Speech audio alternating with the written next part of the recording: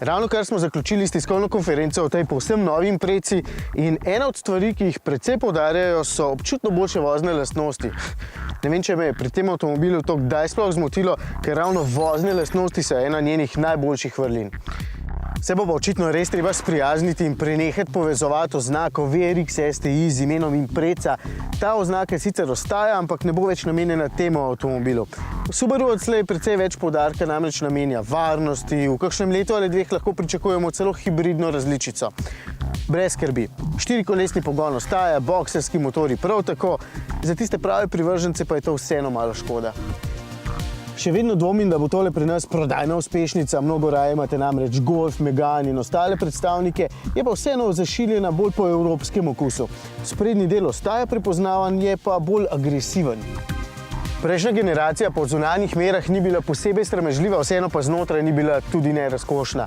Nova je za 2,5 cm daljša, kolesa so postavljena bolj na robove in čeprav ima prtljažnik le 5 litrov več, je bistveno več prostora za potnike.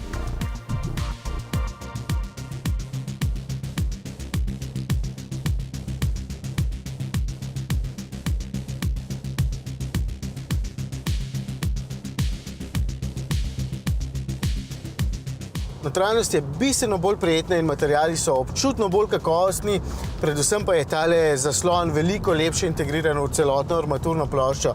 Pri prejšnji generaciji se mi je zdelo, kot da ga je nekdo naknadno kupil potem v kakšni trgovini, tole pa je super. V osnovi pri prvem paketu opreme ima zaslon 6,5 palcev, drugi in tretji paket opreme pa ponudite takšen večji 8-palčni zaslon. Sicer morda še vedno vse skupaj ni na nivoju najboljših, se pa tja kar hitro prebija.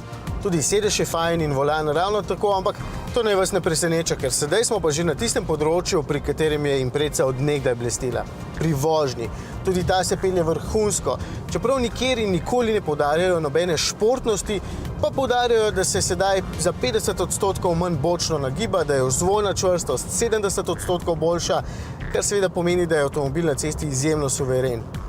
To ne pomeni, da je športna in vedno pripravljena na napad na zavoje, pravzaprav je še vedno presenetljivo mehka in udobna, celo bolj kot prej. Se pa izjemno malo nagiba, težišče je nizko in zato je vožnja zelo prijetna, občutek na volanu je odličen. Tukaj nekaj dodati, no. Če imate radi vožnjo, je tole poleg nove Honda Civic, ki se ravno tako pelje odlično, eden boljših predstavnikov. Je pa precej okrnjena ponudba motorjev. Samo en je na voljo in samo z enim menjalnikom. 1,6-litrski atmosferski bencinski motor ponudi 84 kW oziroma 114 konjev in 150 Nm navora.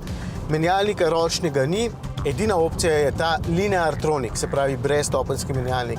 Sicer so mu povečali razpon delovanja, zato se v kakšen klanec manj dere in je manj nadležen.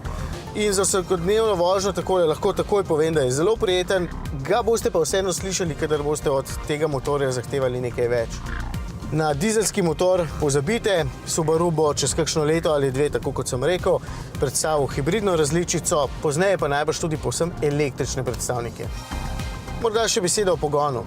60% moči je v klasičnih razmerah namenjenih sprednjima kolesoma, po potrebi lahko celo nekaj več, predvsem pa gre lahko 100% moči do zadnjega para koles, kadar je to potrebno.